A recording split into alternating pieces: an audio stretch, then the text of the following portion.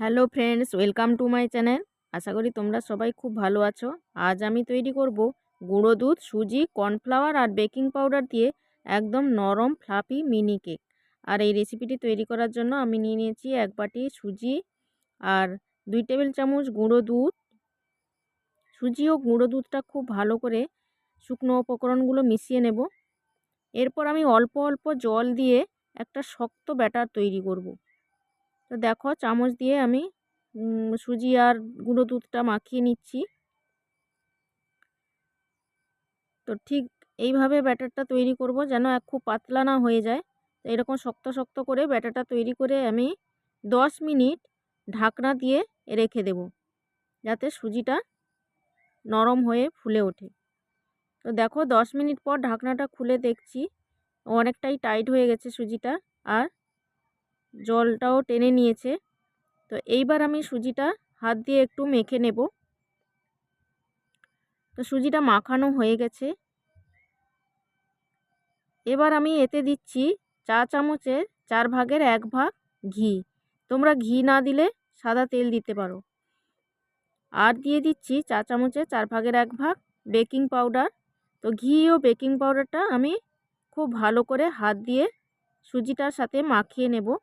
যতটা ভালো মাখানো হবে কেকটাও ততটাই সুন্দর হবে। এরপর আমি দিয়ে দিচ্ছি 1 টেবিল চামচ কর্নফ্লাওয়ার। কর্নফ্লাওয়ারটা দিয়ে আমি সুজির ডোটা খুব ভালো করে তৈরি করে নেব। তো কর্নফ্লাওয়ারটা দিলে খুব ভালো করে মাখানো হবে আর চটচটে ভাবটা চলে যাবে। তো এইভাবে সুজির সাথে মাখিয়ে নেব। তো খুব সুন্দর একটি ডো তৈরি করে নিয়েছি। আর হাতটা ধুয়ে আমি হাতে অল্প ঘি মাখিয়ে নিচ্ছি। ঘি মাখিয়ে এবার আমি ছোট ছোট বল আকার তৈরি করে নেব। তো বলগুলো খুব ভালো করে 2 হাত দিয়ে গোল গোল করে নেব, যাতে কোনো গায়ে ফাটা ফাটা না থাকে। তো এইভাবে আমি সবগুলো বল তৈরি করে নিচ্ছি। আর ডিম ছাড়া, ওভেন ছাড়া এই কেক রেসিপিটি বানানো খুবই সহজ। চা, নাস্তা বা বাচ্চাদের টিফিনে দারুণ লাগে খেতে, আর বানানোও খুবই সোজা। তো দেখো, সবগুলো বল আমি তৈরি করে নিয়েছি। এইবার আমি একটি কড়াই বসিয়ে দিয়েছি ওভেনে, আর কড়াইতে দিয়েছি সাদা তেল।